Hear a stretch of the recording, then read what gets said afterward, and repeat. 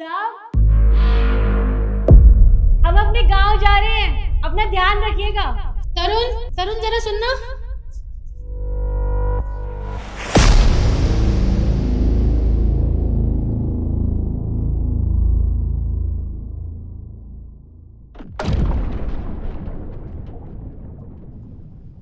एक मिनट, देख रहे हो तरुण कैसे चोरी करके भाग रही है यहाँ से? क्या चोरी? नहीं नहीं साहब, मैंने कोई चोरी नहीं किया है। सच में मैंने कोई चोरी नहीं किया। मैं चोर नहीं हूँ। ये ड्रामा करने की ना जरूरत नहीं है। बहुत अच्छे से जानती हूँ कि तुम इस घर से चोरी करके भाग रही हो, है ना? नहीं साहब, मैंने सच में कोई चोरी नहीं किया। मुझे नहीं पता मैम साहब क्या बोले जा रही है। मैं चोर नहीं हूँ साहब। अरे चोर की शक्ल पे नहीं लिखा होता कि वो चोर है। अभी मैंने अपनी अलमारी चेक की थी और उसमें से पूरे 5 लाख रुपए गायब है। और हमारे घर में हम 3 लोगों के अलावा रहता ही कौन है? मैं, मेरे हस्बैंड और तुम। और हम तो चोरी कर नहीं सकते अपने घर में, तो चोर कौन हुआ? तुम। देखिए मैम साहब, आप बहुत गलत बोल रही हैं हमारे बारे में। मैं अपनी माँ की कसम खा के कहती हूँ साहब, मैंने कोई चोरी नहीं किया है सच में। अरे ओ, ये ड्रामा करने की ना जरूरत नहीं है। और ये कस्में ना तुम जैसे गरीब लोगों के लिए बनी होती हैं। जब मन करता है मुंह उठा के कसम खा लेते हो। और क्या सोचते हो कि हम बेवकूफ बन जाएंगे, तुम्हारी कसम पे यकीन करेंगे? देखो चुपचाप हमारे पैसे वापस कर दो, वरना मैं तुम्हारा वो हाल करूंगी कि कोई बचा नहीं पाएगा। पर मैम साहब, हमने जब चोरी की ही नहीं है तो हम वापस क्या करें? साहब, हम झूठ नहीं बोल रहे हैं। 6 साल से काम करते हैं यहाँ पर, कभी हमने एक पैसा नहीं चुराया। और मैम साहब कह रही कि हम चोर हैं, हमने पैसे चुराए हैं। अरे पैसे देख के ना अच्छे अच्छे को लालच आ जाता है। और तरुण, तुम इसकी बात क्या सुन रहे हो? इसका बैग चेक करो ना, इसी में पैसे होंगे। देखो कमला, अगर मेरी पत्नी कह रही है कि घर में चोरी हुई है तो इसका मतलब पैसे चोरी हुए हैं। और देखो, मैं तुमसे प्यार से कहता हूँ, अगर तुमने पैसे चोरी किए हैं तो चुपचाप पैसे दे दो। इसी में तुम्हारी भलाई है, वरना तुम्हारे साथ बहुत बुरा होगा। पर साहब, मैंने चोरी की ही नहीं है तो मैं आपको क्या बताऊं? मुझे नहीं पता मैम साहब ऐसा क्यों कर रही है मेरे साथ। पर मैंने कोई चोरी नहीं किया साहब, सच में मेरा विश्वास कीजिए। ये तुम्हारे मगरमच्छ के आंसुओं से ना हम पिघलने वाले नहीं है। मैं जानती हूँ कि चोर तुम ही हो। और तरुण, तुम क्या इसकी बातें सुन रहे हो? इसके हाथ में इसका थैला है, चेक करो ना, इसी में पैसे निकलेंगे। अभी साबित हो जाएगा कौन चोर है और कौन नहीं। देखो कमला, मैं तुमसे प्यार से कह रहा हूँ कि पैसे चुपचाप दे दो, वरना मुझे पुलिस को बुलाना पड़ेगा। और हाँ, अपना बैग चेक कराओ। साहब देखिए, हमने कोई चोरी नहीं किया, लेकिन अगर मैम साहब कह रही हैं हमारा थैला चेक करने के लिए तो कोई बात नहीं, हम चेक करवा देंगे। लेकिन साहब, हमारी भी एक शर्त है, अगर हमारा थैला चेक होगा ना तो मैम साहब का बैग भी चेक होगा। अब यार 2 कौड़ी की नौकरानी, तेरी इतनी हिम्मत हो गई कि तू कह रही है कि मेरा बैग चेक होगा? अरे इस घर की मालकिन हूँ मैं, और वो पैसे मेरे हैं, और मैं अपने घर में चोरी क्यों करूंगी? हाँ, क्यों मैम साहब, आप घबरा क्यों रही हैं? आपको तो यही लगता है ना कि चोर हम हैं, पैसे तो हमारे झोले में होंगे, तो आप अपना बैग चेक करवाने में घबरा क्यों रही हैं? ये तो आपका घर है ना, आप थोड़ी ना चोरी करेंगे। चोरी तो हम जैसे लोग करते हैं। बताइए क्या दिक्कत है साहब, अगर इनका बैग चेक हो जाएगा तो आप बताइए। तुम चिंता मत करो, तुमने चोरी थोड़ी ना किया, तुम अपना बैग चेक करा देना।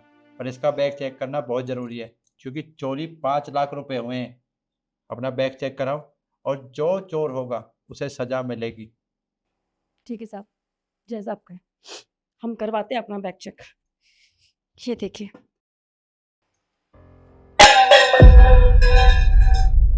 देख लीजिए साहब, इसमें बस ये कपड़े हैं और वो हमारा टिफिन है। हमने तो चेक करवा दिया ना, हमारे बैग में कुछ भी नहीं है, कोई पैसा नहीं निकला। लेकिन अब बारी मैडम की बैग की है। रुकिए, तो अब आप मालकिन का बैग चेक कीजिए। अरे ये पैसे आपके बैग में क्या कर रहे हैं मैम साहब? पैसे तो हमारे थैले में होने चाहिए थे। इससे कैसे हो सकता है? ये पैसे मेरे बैग में कैसे हैं? ये पैसे मैंने अपने हाथों से तुम्हारे बैग में। सुनिए साहब, ये पैसे मेम साहब ने अपने हाथों से हमारे थैले में डाले थे। लेकिन वो क्या है ना, हमने इनको ये सब करते हुए देख लिया था, और जब हमने देखा तो मुझे तो समझ में नहीं आ रहा था कि हमारे थैले में मेम साहब पैसे क्यों रख रहे हैं। और जैसे आपको बुलाने के लिए गए तो हमने चुपके से ये पैसे मैडम के बैग में डाल दिए, ताकि हम ये जान सके कि ये हमारे साथ ये सब क्यों कर रही है। हमने क्या बिगाड़ा इनका साहब, जो हम पर ये चोरी का इल्जाम लगवाने वाली थी? बताइए मैडम, क्या क्या हमने ऐसा? ईशु, तुमने क्यों किया है कमला के साथ ऐसा? किया है मैंने, और बिल्कुल सही किया है। ये करके मुझे कोई पछतावा नहीं हो रहा है। अरे तुम इसके हालात देखो, अरे हम इतनी अच्छी सोसाइटी में रहते हैं, बाहर लोग मेरी इतनी बेइज्जती करते हैं कि तुम्हारे घर में जो काम वाली है, जरा देखो ना उसको कैसे लोगों से रिश्ते बनाती फिरती है, किसी को चाचा कहती है, किसी को मामा कहती है, किसी को भैया कहती है, किसी के भी साथ रिश्ते बनाना शुरू कर देती है। अरे सब मुझे कहते हैं कि तुम्हारी नौकरानी तो तुम्हारी पूंछ बन के तुम्हारे पीछे पीछे घूमती है। अरे इतनी बेइज्जती मुझसे बर्दाश्त नहीं होती, इसलिए मैंने सोच लिया था कि इस 2 कौड़ी की नौकरानी को तो मैं यहाँ से निकलवा के ही रहूंगी, तो क्यों ना इसमें चोरी का इल्जाम लगा दूं। लेकिन मेरा ये प्लान भी खराब कर दिया। आपको पता है साहब, हम सबको चाचा चाची प्यार से क्यों बोलते हैं? क्योंकि गांव में हम अंकल आंटी नहीं बोलते किसी को भी, सबको प्यार से चाचा चाची ताया ताई ही बोलते हैं। और ये हम पर इस तरह का इल्जाम लगा रही है, बस इतना करने से? हमारी आदत है, हम प्यार दिखाते हैं सबको, हम गांव के इसीलिए। और ये कपड़े सब, हमारे पास तो कपड़े खरीदने तक के पैसे नहीं है, ये तो और लोग देते हैं हम पर दया खाकर कपड़े, ताकि हमें खरीदने ना पड़े, क्योंकि वो अपने पुराने फटे हुए कपड़े हमें दे देते हैं, हम ये पहन सके। ये यार कोई और देता है, ये साड़ी कोई और देता है, चप्पल कोई और देता है। सब हमारे पास नहीं है पैसे खरीदने के लिए, हम तो मांग के गुजारा करते हैं। लेकिन साहब हम इतने गिरे हुए नहीं कि हम चोरी करेंगे। और साहब बस अब ना बहुत हो गया, यहाँ पर इतने सालों ईमानदारी से काम करने से हमको कुछ नहीं मिला, बस ये मिला कि चोरी का इल्जाम। अब हम यहाँ पे काम नहीं कर सकते साहब, हमें गांव जाने दीजिए, हमें इजाज़त दीजिए आप। तुम रुको, मैंने बैग चेक करने से पहले ही बताया था कि जिसके बैग में पैसे निकलेंगे, जो चोर निकलेगा उसे सज़ा मिलेगी। और चोरी ईशू ने की है तो तुम्हें सज़ा मिलेगी। तुम इस घर में अब मेरे साथ नहीं रह सकती, और मुझे तुम जैसी पत्नी की कोई ज़रूरत नहीं है जो चोरी का इल्ज़ाम एक नौकरानी पर लगाए। मैं तुम्हें आज की आज डिवोर्स दूंगा। तरुण, तुम कैसी बातें कर रहे हो?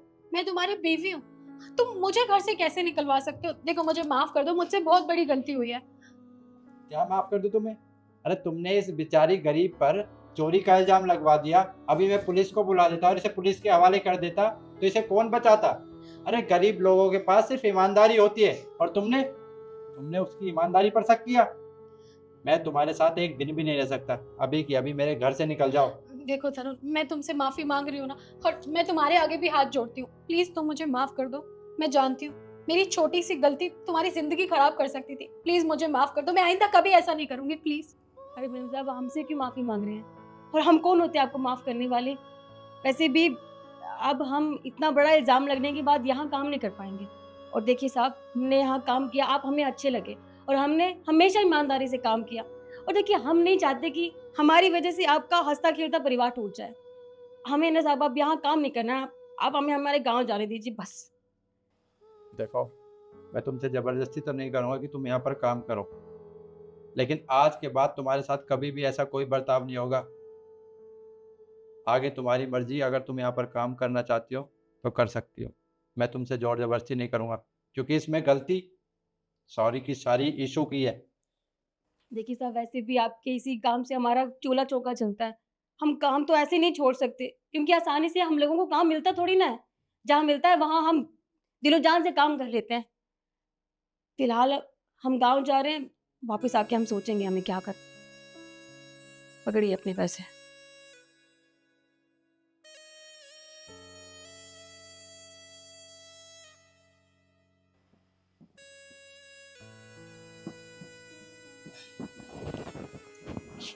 कमला, मैं अपनी पत्नी की तरफ से तुमसे हाथ जोड़कर माफ़ी चाहता हूँ। मेरी पत्नी ने तुम पर चोरी का इल्ज़ाम लगाया। साहब आप माफ़ी मत मांगिए, हम चलते हैं। और तुम, इस बार तो मैं तुम्हें माफ़ कर रहा हूँ, लेकिन आगे से तुमने ऐसी कोई भी गलती की तो तुम्हें मैं इस घर से निकाल दूंगा। और ये पैसे मुझे दो, आज के बाद मैं तुम्हें पैसे रखने के लिए दूंगा ही नहीं।